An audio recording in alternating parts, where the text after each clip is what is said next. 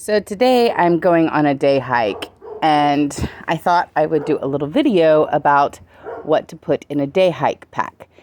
Now, this isn't just a regular, sidewalk day hike. Sometimes, especially if I'm in Georgetown, I don't hike necessarily on a trail. And so this pack comes in really handy if there was in case an emergency, like you have to spend the night out or something like that, which I've almost had to do in Georgetown before from being lost. But I don't anticipate getting lost on this trail because I'm going to stay on the actual trail. But just in case, you never know if there's an emergency if you're hiking. Like, let's say, for example, you sprain your ankle and you're out there by yourself and you're on a trail where it's not very populated. So, then you'd want an emergency pack. So I hike by myself usually, and I love unpopulated trails. So I'm usually seeking those out, or I'm usually seeking to hike in times where there's not a lot of people on the trail. So anyway, let's get into what's in a regular day hiking pack for me. So first of all, this whole container right here is water. Let's see if I can do this with sorry, can't do it. All right. So in my day pack, I always have my glasses and contacts. Why? Because I'm blind. I'm a technically blind person. So if something were to happen, and this has happened to me before, where something happens with my contact and it falls out of my eye, or I get a leaf in my eye, or there's like a variety of things that can happen, then I'm actually really handicapped because I can't see. And I certainly wouldn't be able to drive home. Like, I would have to call somebody to drive all the way the hell out wherever I am to come and basically rescue my ass. So I always have my glasses, just in case something happens. I'm not handicapped. Okay, this entire thing in here is water. So, of course, I have the Camel Pack. This is my hiking flask. This one, I do not carry that with me. That's huge. It's full of water. It goes in my car. It's just there for now. Okay, so I actually don't hike with that. So I hike with these two waters right here. This is quick access. Well, this is actually quick access water. This is more like when you get to where you're going and you sit down and you want some water, it's that water. Okay. Now, this is always packed. This is my emergency pack. This is what's important. So in here, I have knife. Okay, so this is actually a scuba diving knife. This is not my regular hiking knife, but I couldn't find my damn regular hiking knife.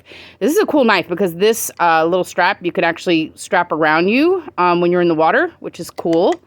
Let me show you how cool this knife is. Let's see. Well, fudge. All right. Yes, it is a cool knife. I like, of course, that it's in a hard case. The last thing you want is to be hiking around and have your knife stab you in the leg. Or the butt. That would be horrible. Okay, so knife. Why it's important to have a knife? Variety of reasons. Especially in emergency. You definitely want it really sharp. Just in case you end up having to make a fire, you can cut little twigs if you want. If you were to have to, possibly stab a coyote, that is a possibility. Not that I have ever had to stab an animal or a person for that matter, but I always have the knife. All right. The second thing is emergency water. Oh, no. The second thing is a headlamp. So I've been in this situation before in Georgetown where I was hiking, got lost.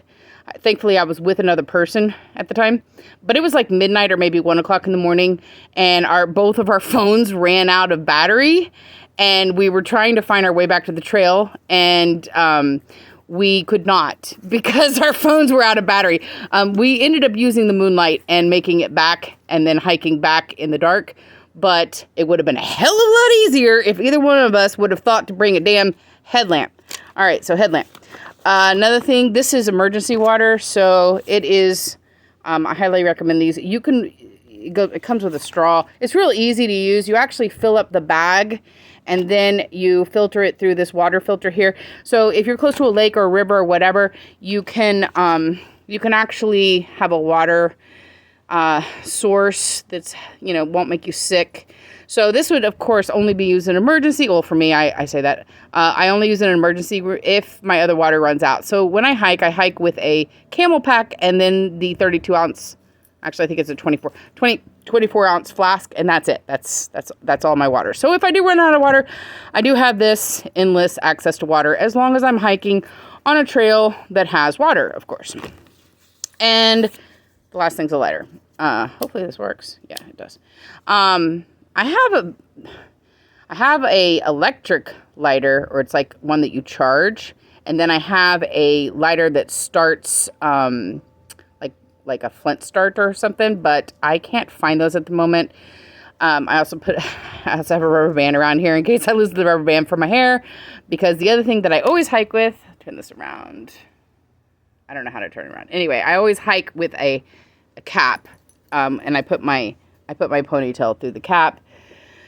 So it is annoying if I lose my cap and my hair is flying in my face. I hate that.